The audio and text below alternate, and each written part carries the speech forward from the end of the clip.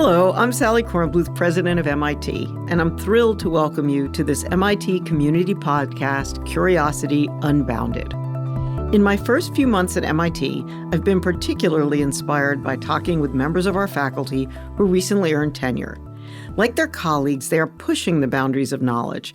Their passion and brilliance, their boundless curiosity offer a wonderful glimpse of the future of MIT. Today, I'm talking with Desiree Plata, Associate Professor of Civil and Environmental Engineering. Desiree's work is focused on predicting the environmental impact of industrial processes and translating that research to real-world technologies. She describes herself as an environmental chemist. So, tell me a little more about that. What led you to this work, either personally or professionally?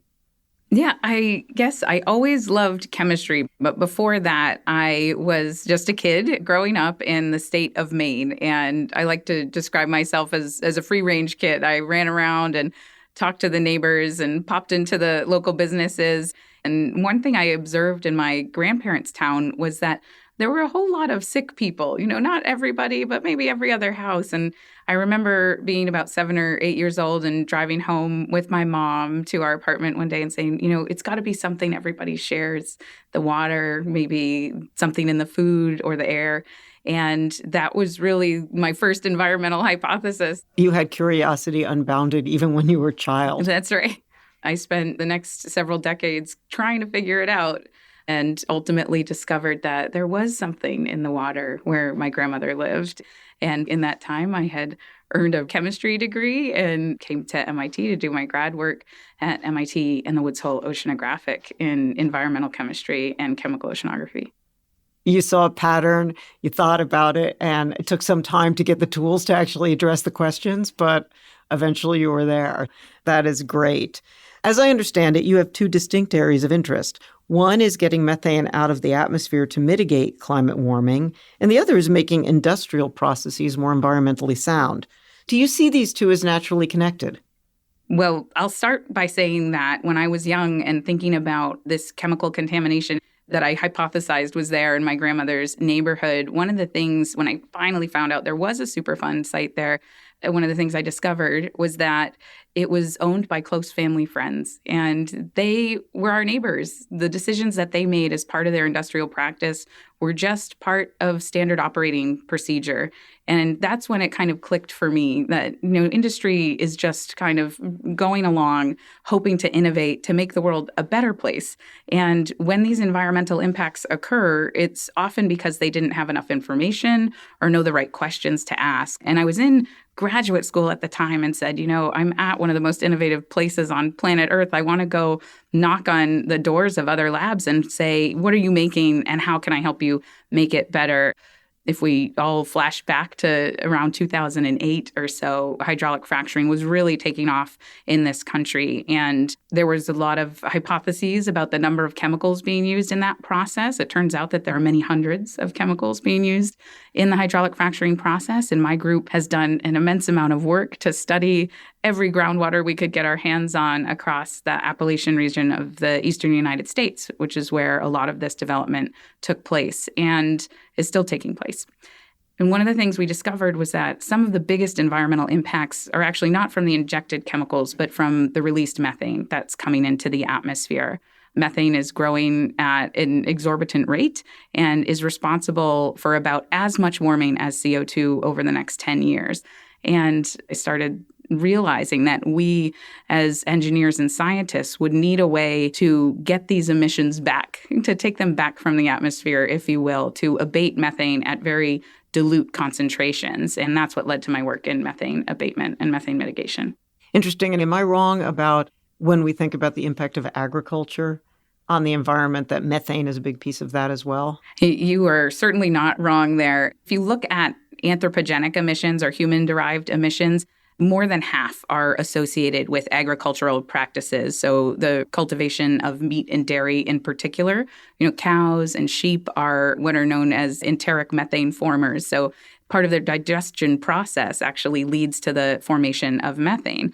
And it's estimated that about 28% of the global methane cycle is associated with enteric methane formers and our agricultural practices as humans. And there's another 18% that's associated with fossil energy extraction. That's really interesting. So thinking about your work then, I mean, particularly in agriculture, part of the equation has got to be how people live, what they eat, and, production of methane as part of the sustainability of agriculture. And the other part then seems to be how you actually, if you will, mitigate what we've already bought in terms of methane in the environment. Yeah, this is a really important topic right now.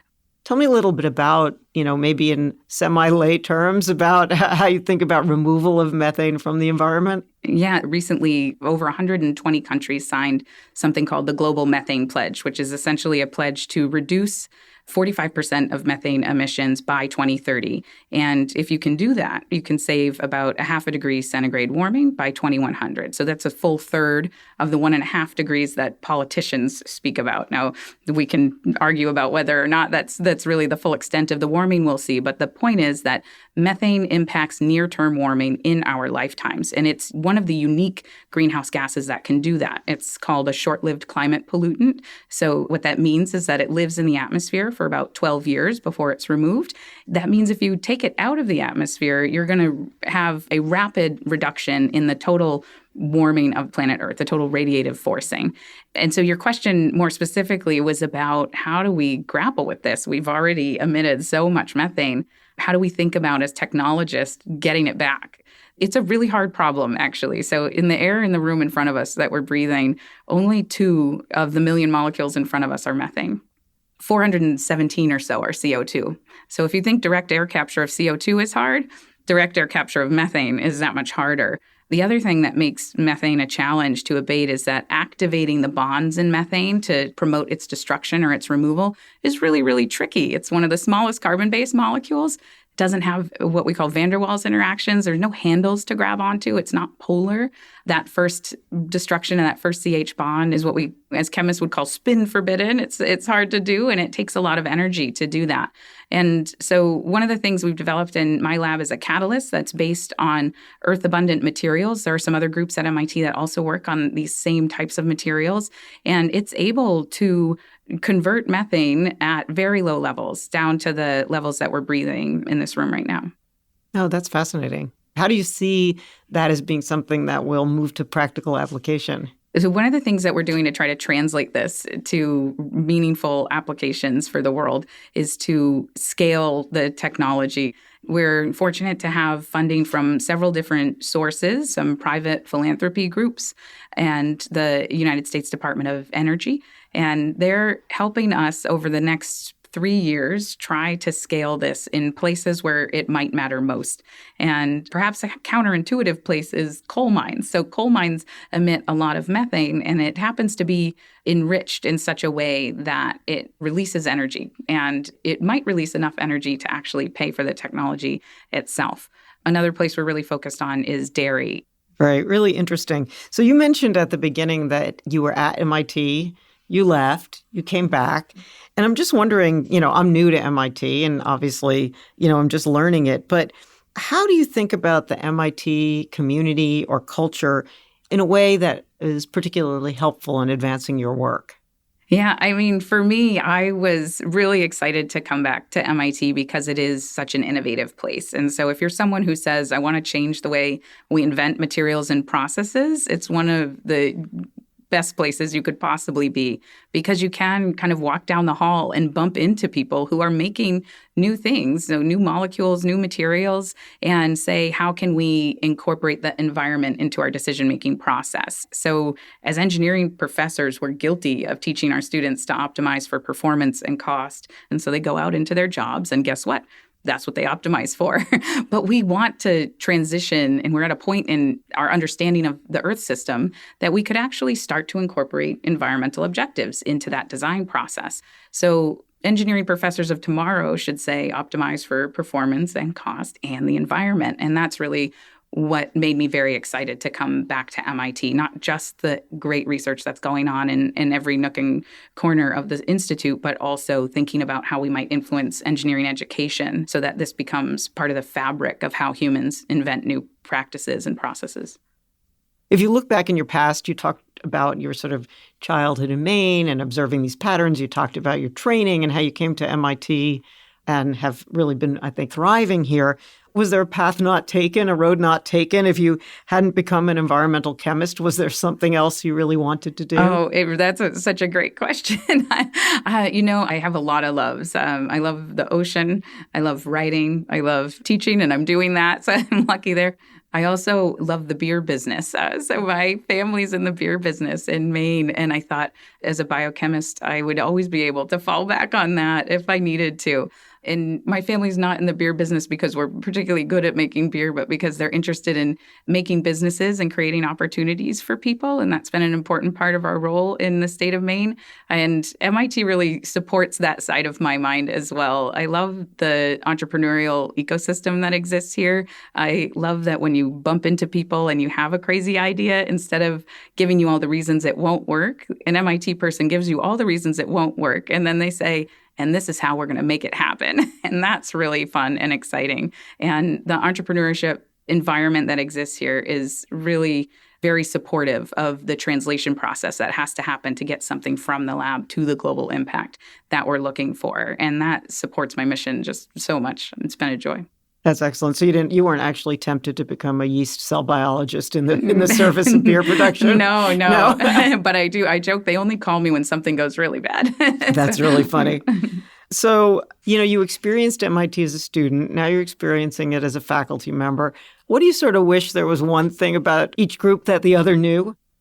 I wish that, speaking with my faculty hat on, that the students knew just how much we care about them. And I know that some of them do and really appreciate that. But when I send an email at 3 a.m, I get emails back from my colleagues at 3 a.m. We work around the clock, and we don't do that for ourselves. We do that to make great sustainable systems for them and to create opportunity for them to propel themselves forward. And so to me, that's one of the common unifying features of an MIT faculty member. We care really deeply about the student experience. And as a student, I think that we're hungry to learn. We wanted to really see the ins and outs of operation, how to run a research lab. And I think sometimes faculty try to spare their students from that. And maybe it's okay to let them know just what's going on in all those meetings that we sit through. Yeah, no, that's interesting. I think there are definitely things you find out when you become a faculty member and you're like, oh, so this is what they were thinking. With regard to the passion of the faculty about teaching, it really is remarkable here. I really think some of the strongest researchers here are so invested in teaching, and you see that throughout the community. The labor of love, for sure. Exactly. So, you talked a little bit about the passion for teaching, et cetera. Were there teachers along your way that you really think impacted you and sort of changed the direction of what you're doing? Yeah, absolutely. I could name all of them. So, I had a kindergarten teacher who would stay after school and wait for my mom to be done work. I was raised by a single mom and her siblings, and that was amazing. I had a fourth grade teacher who helped promote me through school and taught me to love the environment.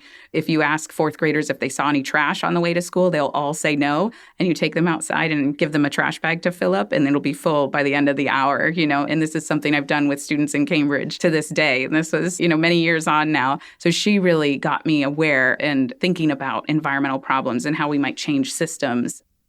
I think it's really great for faculty to think about their own experiences, but also to hear people who become faculty members reflect on the great impact their own teachers had. I think the things folks are doing here are going to reverberate in their students' minds for many, many years.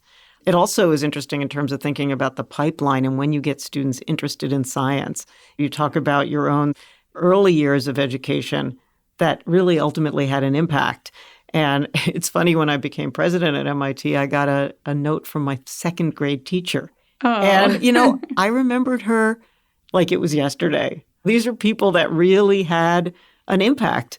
And it's great that we honor teaching here at MIT and we acknowledge that this is going to have a really big impact on our students' lives. Yeah, absolutely. And it's a privilege to teach these top talents, at many schools around the country. It's just young people that have so much potential. And I feel like when we walk into that classroom, we've got to bring inspiration with us along with the tangible, practical skills. And it's been great to see what they become. So tell me a little bit about what you do outside of work. What are your sort of, when you ask faculty hobbies, sometimes they go, hobbies? But there must be something you spend your time on. I'm just curious. We're worried we're going to fail this part of the Q&A. I have 4 children. And you don't need any hobbies. I know, yeah. But I've had and it's been the good graces of the academic institution. I think just for those people who are out there thinking about going into academia and say, well, it's too hard. I couldn't possibly have the work and life that I seek if I go into academia. And I don't think that's true anymore. I know there are a lot of women who paved the way for me, and men for that matter. I remember my PhD advisors being fully present for their children. And I've been very fortunate to be able to do the same thing. So I spend lots of time taking care of them right now, but we love being out in nature, hiking, skiing, and kayaking, and enjoying what the earth gives us. It's also fun to see that aha moment in your children when they start to learn a little bit about science and they get the idea that you really can discover things by observing closely, et cetera. And, I don't know if they realize they benefit from having parents who think that way, but I think that also stays with them through their lives. Yeah, my son is just waiting for the phone call to be able to be part of MIT's toy design class. Oh, that's fantastic. As an official evaluator, yes. Yeah. Excellent. So in the last 5 years or so, we've been through the pandemic. In practical terms, how you think about your work and your life, what do you do that it has improved your life? I always hate the words work-life balance because they're so intermeshed. But, just for the broader community, how have you thought about that? I think that I've been thinking about my Zoom world and how I am still able to do quite a bit of talking to my colleagues and advancing the research mission and talking to my students that I wouldn't have been able to do. Even pre-pandemic, it would have been pretty hard. And so we're all really trained to interact more efficiently through these media and mechanisms. I know how to give a good talk on Zoom for better or worse. And so I think that that's been something that has been great. And in the context of environment, I think a lot of us, this might be cliched at this point, but realize that there are things that we don't need to get up on a plane for. And perhaps we can work on the computer and interact in that way. And so I think that that's awesome. And there's not much that can replace real in-person human interaction. But if it means that you can juggle a few more balls in the air and have your family feel valued and yourself feel valued while you're also valuing your work, that thing that is igniting for you, I think that that's a great outcome. No, I think that's right. Unfortunately, though, your kids may never know the meaning of a snow day. They may be on remote school whenever we would have been home building snow forts. As a Mainer, I appreciate this fully and almost had to write a note this year. Just let them go outside. Exactly. So as we're sort of wrapping up, just thinking about the future of climate work and coming back to the science, I think you've thought a lot about what you're doing and impact on the climate. I'm just wondering, as you look around MIT, where you think we might have some of the greatest impact. How do you think about what some of your colleagues are doing? Because I'm starting to think a lot about what MIT's real footprint in this area is going to be. The first thing I want to say is that I think for a long time, the world's been looking for a silver bullet climate solution. And that is not how we got into this problem, and it's not how we're going to get out of it. We need the 1,000 BBs. And fortunately at MIT, there are many thousands of minds that all have something to contribute. So I like to impose, especially on the undergraduates and the graduate researchers, our student population out there, think, how can I bring my talents to bear on this really most pressing and important problem that's facing our world right now? So I would say just whatever your skill is and whatever your passion is, try to find a way to marry those things together and find a way to have impact. The other thing I would say is that we think really differently about problems, and that's what might be needed. If you're going to break systems, you need to come at it from a different perspective or a different angle. So encouraging people to think differently, as this community does so well, I think is going to be an enormous asset. And bringing some solutions to the climate change challenge. Excellent. So if you look back over your career and even earlier than when you became a faculty member, what do you think the best advice is that you've ever been given? There's so much. I've been fortunate to have a lot of really great mentors. And what is the best piece of advice? I think this notion of balancing work and not work. And I've gotten two really key points of advice. One is about travel. And I think that ties into this concept of COVID and whether or not we can actually go remote for a lot of things. And it was from an MIT professor. And he said, the biggest thing you can do to protect your personal life and your life with your family is to say no and travel less. Travel eats up time on the front and the back, and it's your family that's paying the price for that. So be really judicious about your choices. And that was excellent advice for me. Another female faculty member of mine said, you have to prioritize your family like they are an appointment on your calendar. And it's okay when you do that. And so I think those have been really helpful for me as I navigate and struggle with my own very mission-oriented self where I want to keep working and put my focus there, but know that it's okay to maybe go for a walk and talk to real people. Go wild. Yes, that's right. This issue actually of saying no, not only to travel, but thinking about where you really place your efforts and when there's a finite amount of time. And, when I think about this and advising junior faculty in terms of service, every faculty member is going to be asked way more things than they're going to want to do, yet their service to the department, service to the institute is important not only for their advancement, but in how we create a community.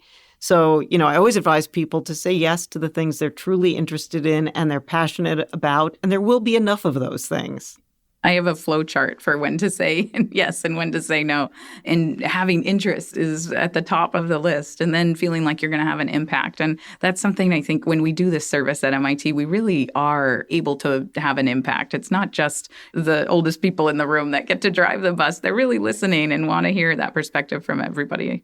That's excellent.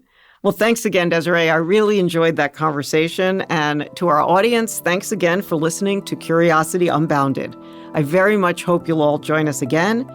I'm Sally Kornbluth. Stay curious.